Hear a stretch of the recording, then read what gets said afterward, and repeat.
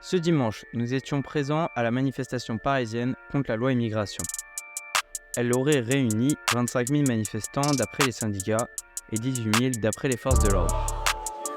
La manifestation part de la place du Trocadéro, même si de nombreux manifestants partent depuis la place de l'Étoile. Avant que la tête de cortège parte vers 14h30, la place du Trocadéro est remplie de personnes empaquetées. Mais le temps est à la fête. Le cortège part doucement. La banderole de tête de cortège est portée par une délégation importante des organisations appelantes qui sont fortement protégées. À l'intérieur de cette délégation, nous pourrons retrouver Sophie Binet de la CGT et Gwen Thomas-Alves de l'USL et de nombreux autres représentants syndicalistes de gauche. Au sein du cortège, on retrouve de nombreuses familles, on voit beaucoup de drapeaux, certains même palestiniens. La manifestation avance lentement, mais sûrement, laissant sur son passage des affiches et des panneaux publicitaires détournés.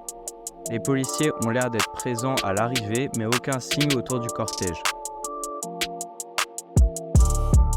Le cortège avance au bruit des orchestres ambulants et des chants typiques de manifestation. À l'arrière de la manifestation, de nombreux représentants montent sur un camion pour y faire des discours et lancer des chants, comme Manès, porte-parole de l'USL. Quand nous sommes désunis, quand nous perdons notre force face à de tels événements, nous ne pouvons pas être à la hauteur de la réaction qu'incombe cet instant. En Allemagne, un demi-million de personnes a marché contre le parti d'extrême droite AfD qui se compromet avec les néo-nazis. Ici aussi, ils partagent leurs salles sombres, leurs souterrains avec les groupuscules d'extrême droite qui se déchaînent dans les rues. Nous devons porter, fidèles à notre histoire et à nos valeurs, un message humaniste, un message d'égalité, pour dire que nous ne ferons jamais de distinction entre les êtres humains pour leurs conditions ou pour leur religion ou leur ethnie. La France n'est pas une nation ethnique, mais bien une nation politique. Et cela inclut que nous ne devons pas revenir sur le droit du sol, que nous ne devons pas revenir sur ces valeurs universelles. Nous sommes dans la rue parce que nous savons que nous sommes les derniers ici à croire en ces valeurs et à savoir que le problème n'est pas l'immigré, mais c'est bien Bolloré, c'est bien le patron qui chaque jour aliène les travailleurs.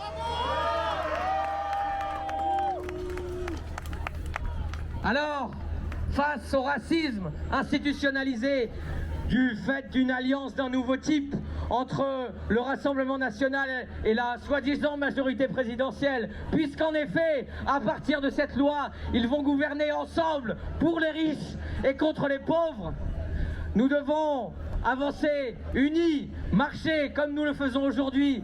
Mais nous n'allons pas nous arrêter là. Nous devons bloquer maintenant les universités, les lycées, les usines. Et avancer unis avec un seul message en tête sur tous nos drapeaux. Nous riposterons.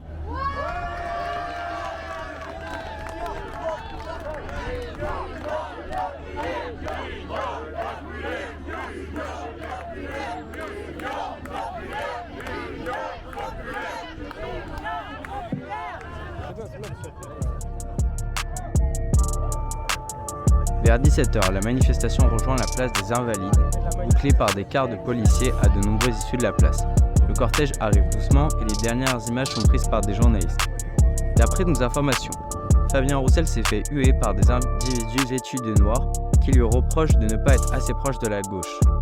Suite à un danger, il a été évacué par la police grâce à son rôle de parlementaire.